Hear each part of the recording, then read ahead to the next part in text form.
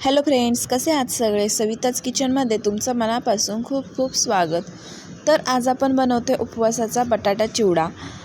Recipe खूप सोपी आहे, तुम्हीसुद्धा घरी नक्की ट्राय करू शकता. तर रेसिपी पूर्ण बघा, कुठेही स्किप नका करू. पण व्हिडिओ बघण्याआधी जे व्हिडिओच्या खाली सबस्क्राईब बटन आहे तिथे क्लिक करा आणि त्यासमोरील बेल आयकॉनही प्रेस करा, म्हणजे मी अपलोड केलेले सगळे व्हिडिओ सर्वात आधी तुमच्या मोबाईलवर येतील.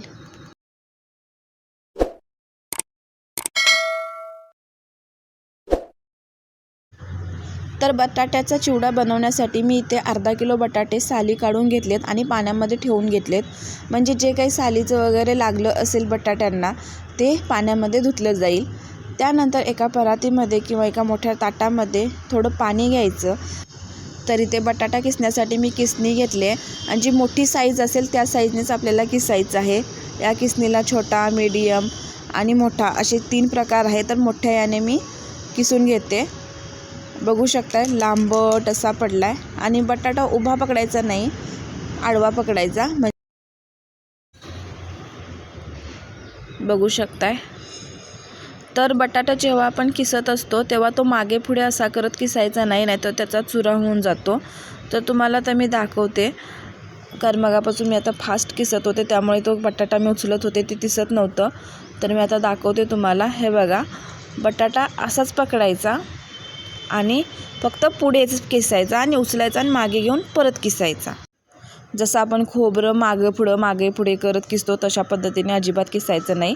तर बघू शकता इथे कसा लांबट असा किस पडलेला आहे. तर इथे मी सगळे बटाटे किसून घेतलेत आणि स्वच्छ असे त्याच पाण्यामध्ये धुवून घ्यायचे.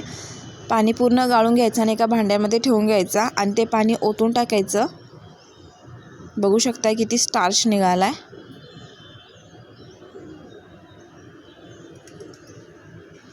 तर आता मी हे पाणी ओतून देते आणि आता परत याच्यामध्ये दुसरं पाणी घेऊया आणि मी परत एकदा धुवून घेतला आहे.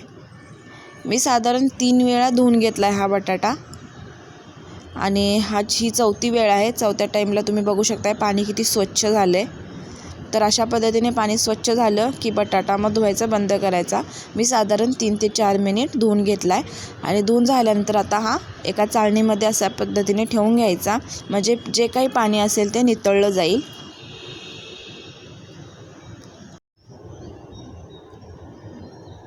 बघू शकता मी खाली भांडं ठेवले आणि त्याच्यावर किती पाणी गळतंय. आता इथे पूर्णपणे मी पाणी नितळायला ठेवले आणि आता पाणी नितळून झालेलं आहे. आता आपण हा बटाटा अशा पद्धतीने एक कापड ठेवायचं आणि कापडावर हे आपल्याला बटाटा सुकत घालायचा आहे, म्हणजे फक्त 10 मिनिट पंख्याखाली सुकवला तरी चालेल.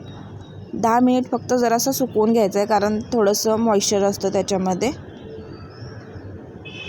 तर मी फॅनखालीच 10 मिनिट हा सुकवून घेते आणि अशा पद्धतीने कापडावर सुटसुटीत असा पसरवून घ्यायचा. 10 मिनिटानंतर हा आता मी एकत्रित केला आहे. तुम्ही बघू शकताय आता किती मोकळा सुटसुटीत असा झाला आहे. तर चला आता आपण बटाट्याचा चिवडा बनवायला सुरुवात करूया.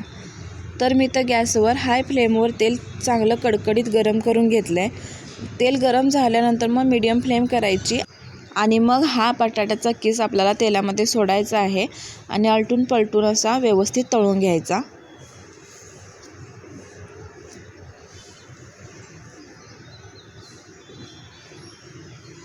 तर अशा पद्धतीने पूर्ण बटाट्याचा किस इथे मी आता तळून घेते.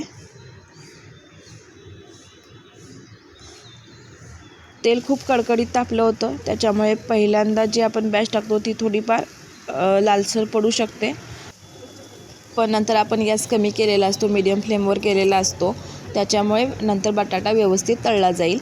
तर इथे मी सगळा बटाट्याचा किस आता तळून घेते अशा पद्धतीने.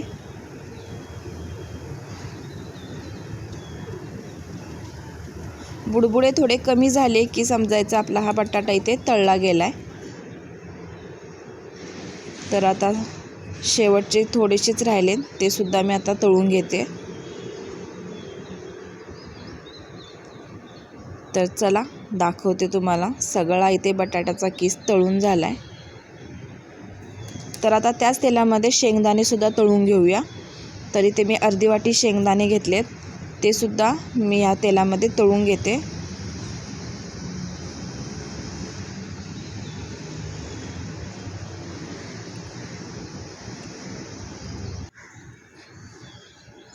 तर शेंगदाणेसुद्धा तळून झालेत. आता हे शेंगदाणे आपण चिवड्यामध्ये घालूया.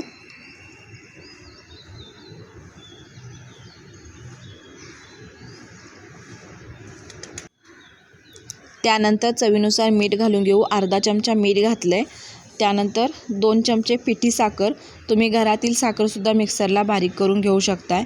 ती साखरसुद्धा मी इथे घातली आहे. आणि त्यानंतर आता अलगद हाताने आपण मिक्स करून घेणार आहोत. आणि हे सगळं आपल्याला साखर आणि मीठ गरम असतानाच हे घालायचं आहे याच्यामध्ये, म्हणजे चिवड्याला ते व्यवस्थित लागलं जाईल. तर तयार झाला इथे उपवासाचा बटाटा चिवडा. करायलासुद्धा खूप सोपा आहे आणि खायला तर अप्रतिम असा आहे. तुम्हीसुद्धा घरी नक्की ट्राय करून बघा, खूप छान लागतो. आजचा व्हिडिओ कसा वाटला कमेंट करून मला नक्की सांगा. आजचा व्हिडिओ तुम्ही वेळात वेळ काढून बघितला त्याबद्दल धन्यवाद. पुन्हा भेटूया अशाच एका नवीन रेसिपीसोबत. तोपर्यंत मस्त रहा. बाय.